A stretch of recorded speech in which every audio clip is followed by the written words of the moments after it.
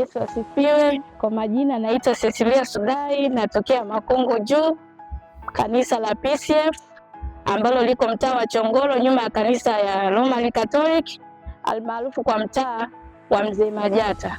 Napenda kukukaribisha sana kwenye semina yetu ambayo itafanyika tarehe 14 mwezi wa 12. Itakuwa ni semina ya shukrani.